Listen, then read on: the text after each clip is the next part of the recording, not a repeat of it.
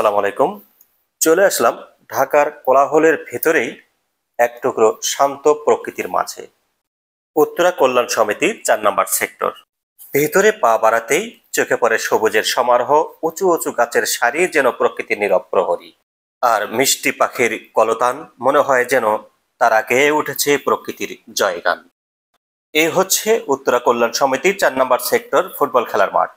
ঢাকা শহরের প্রাণকেন্দ্রে অবস্থিত এই মাঠটি শুধু একটি খেলার স্থান নয়, এটি একটি আবেগ, একটি মিলন মেলা এবং বহু তরুণের স্বপ্ন পূরণের নীরব সাক্ষী। সবুজ ঘাসে ঢাকা এই মাঠটি দিনের আলোয় যেমন ঝলমল করে, তেমনি সন্ধ্যার অবস্থা আলোতেও খেলোয়াড়দের পদচারণার মুখরিত থাকে। এখানে শুধু পেশাদার ফুটবলারে নয়, বিভিন্ন বয়সের মানুষ একত্রিত হন খেলাধুলায় অংশ নিতে।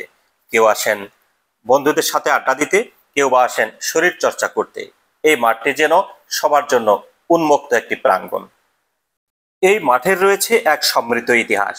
বহু বছর ধরে একটি স্থানীয় ফুটবল প্রেমীদের আশ্রয়স্থল। বিভিন্ন স্থানীয় টুর্নামেন্ট থেকে শুরু করে ঘরোয়া লিগের প্রস্তুতি ম্যাচ পর্যন্ত এই মাঠে বহু গুরুত্বপূর্ণ খেলার সাক্ষী রয়েছে। বন্ধুরা, ক্রিকেট আমাদের রক্তে মিশে আছে, আর এই ৪ নম্বর সেক্টর ক্রিকেট মাঠ সেই ক্রিকেটের ঐতিহ্যের একটি অংশ। এই মাঠে কত শত তরুণ ক্রিকেটার তাদের স্বপ্ন বুনেছে, কত প্রতিভার জন্ম হয়েছে। এখনো এই মাঠ মুখরিত থাকে তরুণ ক্রিকেটারদের পদচারণায়। তাদের চোখে মুখে থাকে বড় বড় স্বপ্ন, দেশের হয়ে খেলার স্বপ্ন। এই মাঠ যেন এক উর্বর ভূমি, যেখানে আগামী দিনের সাকিব আল হাসান, মোস্তাফিজুর রহমানের জন্ম হবে। বন্ধুরা, এই হলো বাস্কেটবলের মাঠ।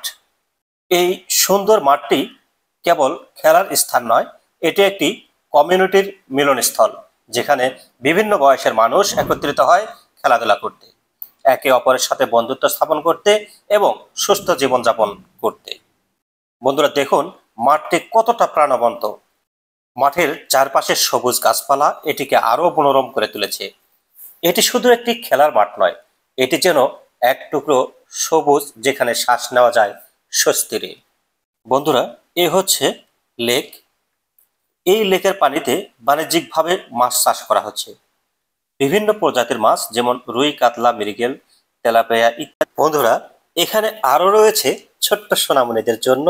এখানে রয়েছে মজার মজার খেলার জায়গা।